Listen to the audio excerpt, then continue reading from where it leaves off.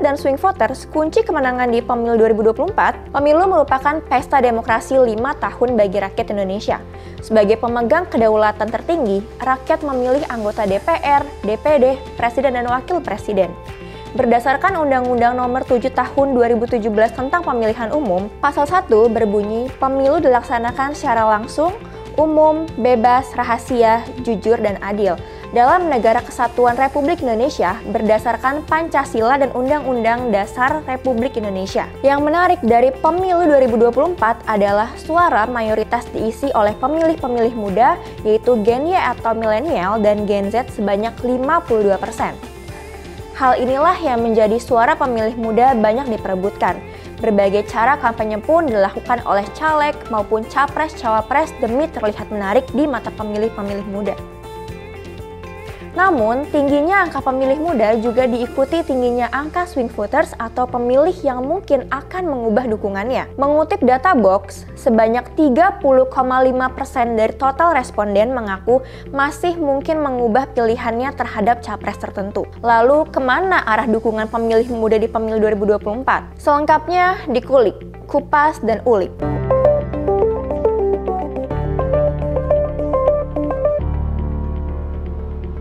KPU sudah menetapkan daftar pemilih tetap untuk pemilu 2024 sebanyak 204.807.222 pemilih. Dari jumlah tersebut, 66,8 juta pemilih merupakan milenial dan 46,8 juta pemilih lainnya adalah Gen Z. Banyaknya jumlah pemilih milenial dan Gen Z menjadikan dua generasi ini menjadi aktor utama dalam pemilu 2024. Kecenderungan milenial dan Gen Z dalam pemilu 2024 bisa ditentukan dari pengaruh teknologi, terutama Gen Z, yang merupakan generasi yang selalu up to date tentang informasi apapun yang ada di media sosial. Akses informasi yang luas dari media sosial jadi sarana untuk milenial dan Gen Z untuk menentukan pilihan demi terjaganya demokrasi yang sehat. Opini-opini yang beragam dari media sosial bisa jadi ruang diskusi bagi milenial dan Gen Z. Jumlah pemilih yang besar ini harus disadari milenial dan Gen Z. Pemahaman soal politik harus terus diasah agar suara milenial dan Gen Z tidak cuma dimanfaatkan, tetapi harapan-harapan dari mereka bisa dilaksanakan calon yang dipilihnya. Media sosial punya pengaruh yang luar biasa pada pemilu 2024. Konten-konten yang real time sangat mudah didapatkan di media sosial sebagai rujukan dalam mencari informasi tentang pemilu. Selain media sosial yang bisa mempengaruhi pilihan politik milenial dan Gen Z, apakah kehadiran caleg-caleg muda juga bisa mempengaruhi pilihan politik milenial dan Gen Z dalam pemilu 2024? KPU sudah menetapkan daftar calon tetap atau DCT anggota DPR.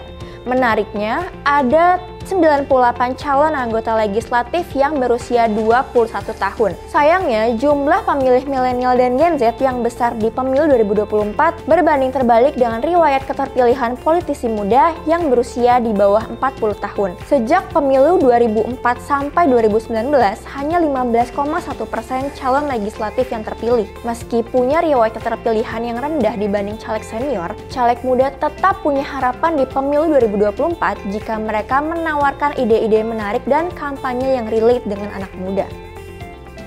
Melansir data Box, konten kampanye politik di media sosial yang paling banyak disukai anak muda Indonesia adalah prestasi dan hasil pembangunan, seperti jalan, waduk, jembatan, dan lain-lain.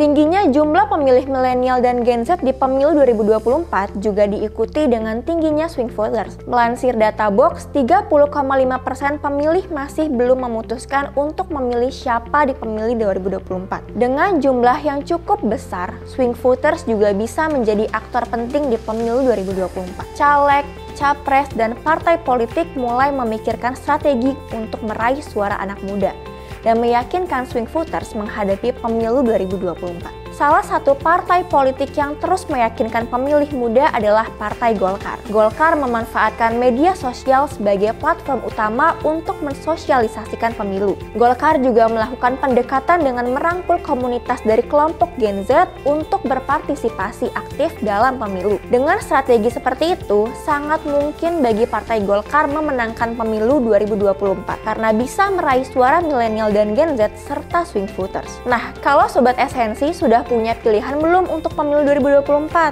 Coba kulik di kolom komentar ya.